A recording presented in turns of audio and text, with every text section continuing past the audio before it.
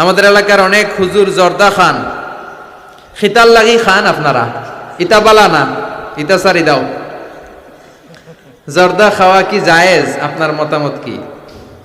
Doctor Zakir নায়েকের lecture শুনেছিলাম জর্দা তামাক খাওয়া যাবে না, আপনার মতামত জানতে চাই। জি, ডক্টর জাকির নায়েক ঠিকই বলেছেন, জর্দা তামাক খাওয়া যাবে না।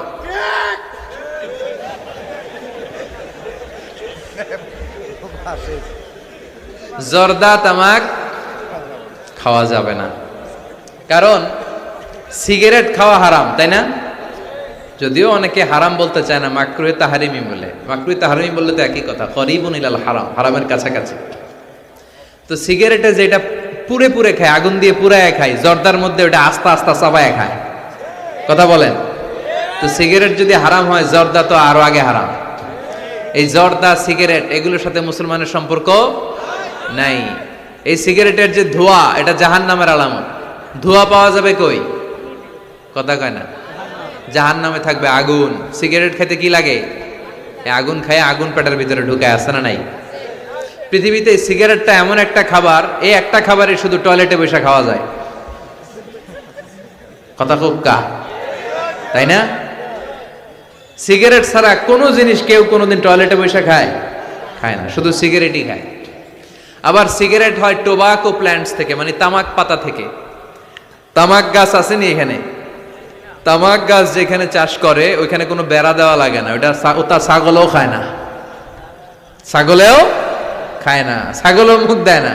তো যেটা ছাগলে খায় না, ওইটা আশরাফুল মাখলুকাত খেতে পারে? কথা বলেন। আচ্ছা, পৃথিবীর এইটাই একমাত্র পণ্য যে পণ্যের গায়ে এই পণ্যের বদনাম আর দুর্নাম লেখা থাকে। এটার গায়ে লেখা থাকে স্মোকিং কজেস ক্যান্সার, ধূমপান কর্কট রোগের কারণ, ধূমপান করলে ক্যান্সার রোগ হয়। আছে না নাই? আচ্ছা, কোন চকলেটের গায়ে যদি লেখা থাকে এই চকলেট খাওয়া মাত্রই ডায়রিয়া হয়, খাইবেন? কমু তোরটা তুই খা, তোর ডায়রিয়া হোক। কথা বলেন। কেউ খাবো না, কারণ এইটার বদনাম লেখা এটার গায়ে, খামু কেন? কিন্তু সিগারেটের মধ্যে বদনাম লেখা থাকা সত্ত্বেও মানুষ ধোয়া করে খায়, আর জর্দার মধ্যে এটা আস্তা খায়। এই জন্য সিগারেটও খাওয়া যাবে না, জর্দাও খাওয়া যাবে।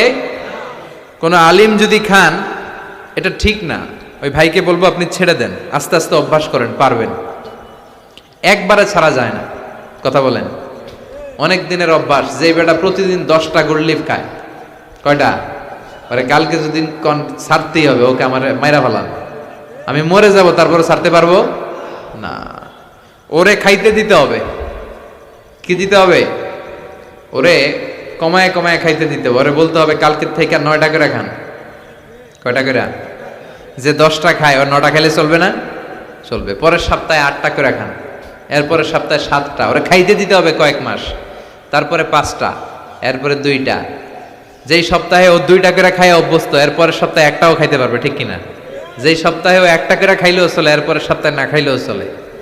কথা বলেন। এই যে মদ হারাম হয়েছে গ্রাজুয়ালি, প্রথমে বলছে এটার মধ্যে কিছু উপকার আছে, ক্ষতি আছে, তবে উপকারের চেয়ে ক্ষতি বেশি। ইসমুহুমা আকবারু মিন নাফআইহিমা। সাহাবারা কয় তাহলে তো কমায় দিতে হবে। সাহাবারাও মদ খাইতো, ওমরে ফারুক মদ খেতেন, মদ খাওয়ার রাজা ছিলেন উনি। এরপরে সাইয়েদনা আলী রাদিয়াল্লাহু তাআলা আনহু মদ খেতেন, সব সাহাবারা মদ খেতেন, কারণ তখন এটা জায়েজ ছিল, নিষেধাজ্ঞা আসে নাই। যখন বলা হলো ক্ষতি আছে বেশি, খাওয়া কমাই দিলেন। এরপর একবার সাইয়েদনা আলী রাদিয়াল্লাহু তাআলা আনহু মদ খেয়ে নামাজে দাঁড়াইছে, আর এরকম মাতলামি করতেছে, আর পড়তেছে আ'বুদু মা তা'বুদুন। লা আ'বুদু মা তা'বুদুনের জায়গায় মাতলামের ছোটা কি পড়ে?